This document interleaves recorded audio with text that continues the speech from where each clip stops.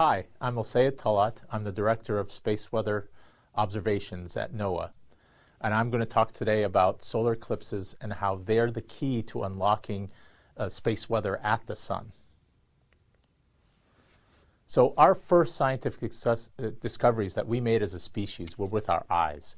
We have a whole host of historical records on celestial phenomena, aurora, sunspots, and solar eclipses that were observed by people ages ago.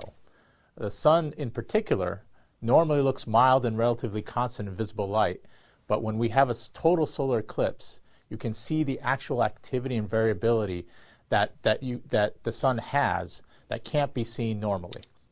We now know with other instrumentation that the sun is highly variable in invisible wavelengths like infrared, ultraviolet, as well as it emits a constant stream of particles and magnetized gas that's radiating out into the interplanetary space.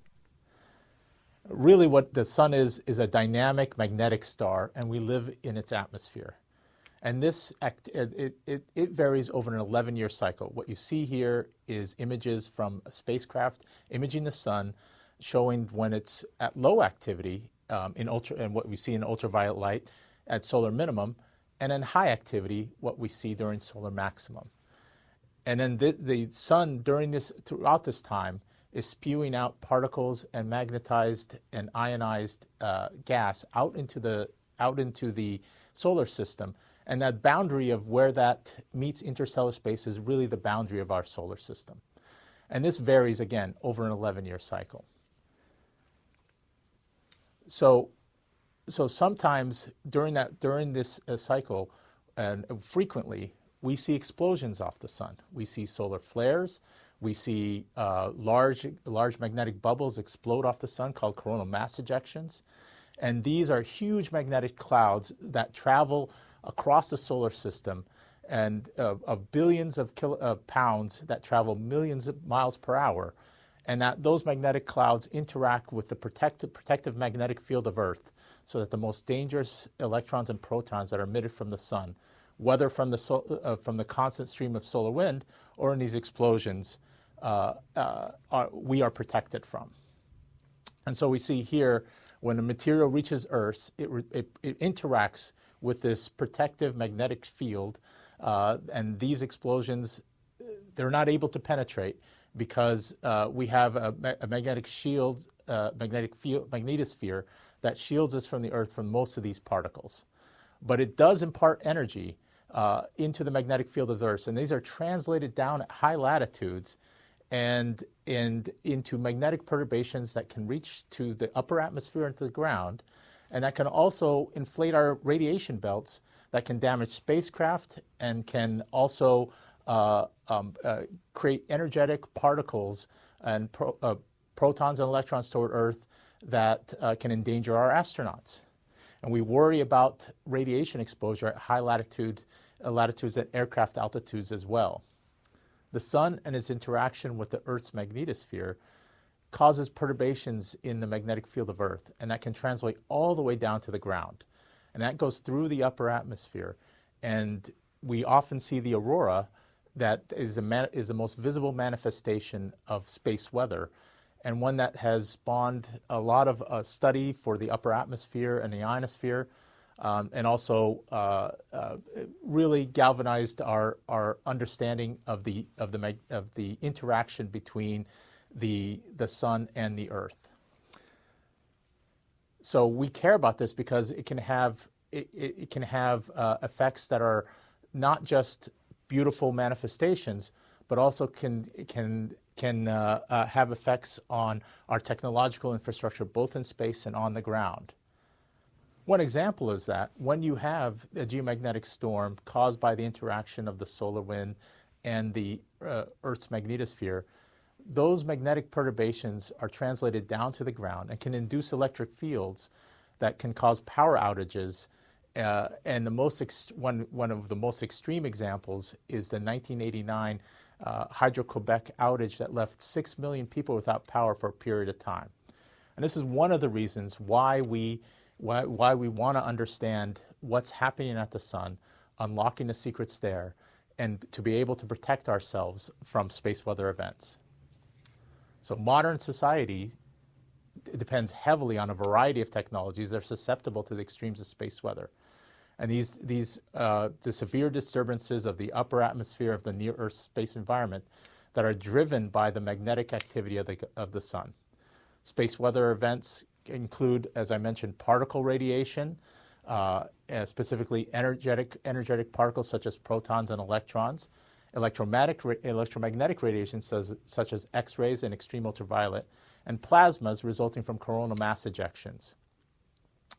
The space weather effects affect many sectors of our technological infrastructure, not only power grids, but also we have to divert flights when there's a radiation environment that would be dangerous to crew and passengers at high latitudes.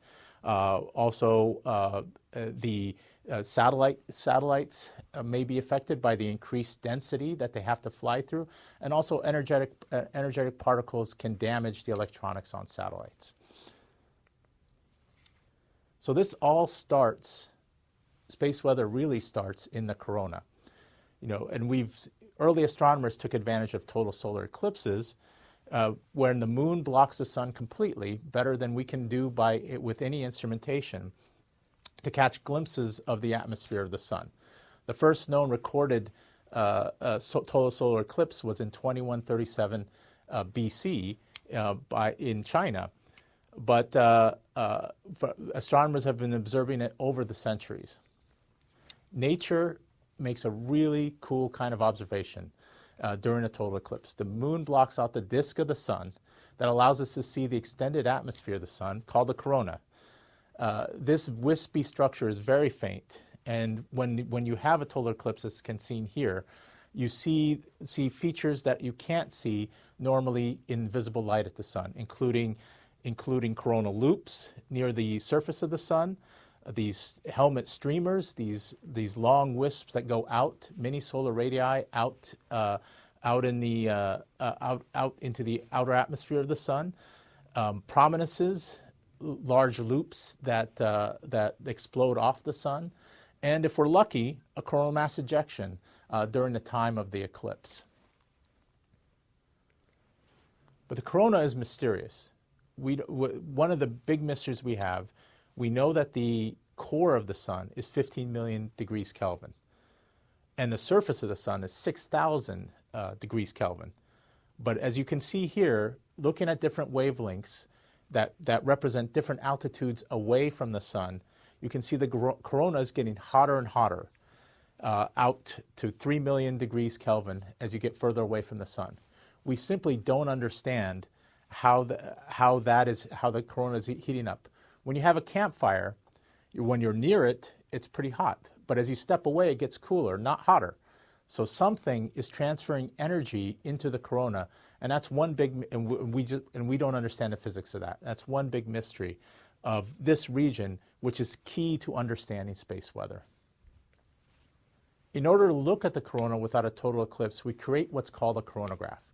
We look towards the sun, but we put a disk on a little arm that blocks out the disk of the sun, or occults it, because it's so much brighter, because the disk of the sun is so much brighter than the outer atmosphere.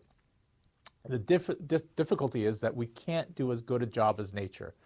What nature does is the moon is a perfect occulter, and so we can see down to the surface of the sun.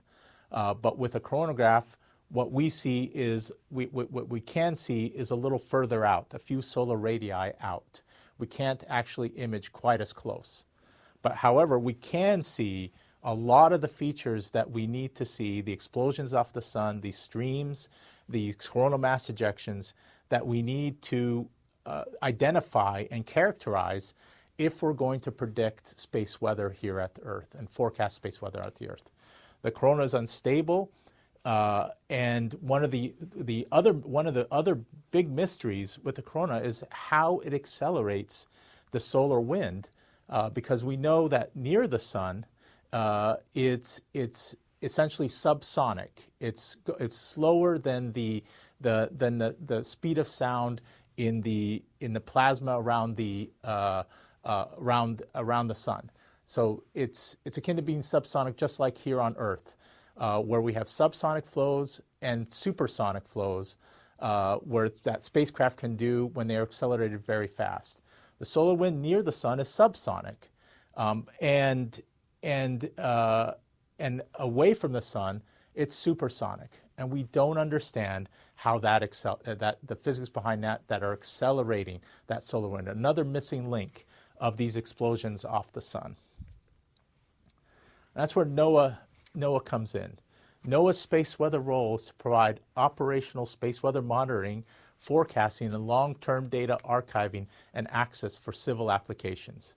That includes maintaining ground-based and space-based capabilities to observe the data that's needed to go into these models for space weather forecasting and alerts, and in providing the research to support advancing these models and developing the requirements for the research agencies to advance the models and under understanding of space weather.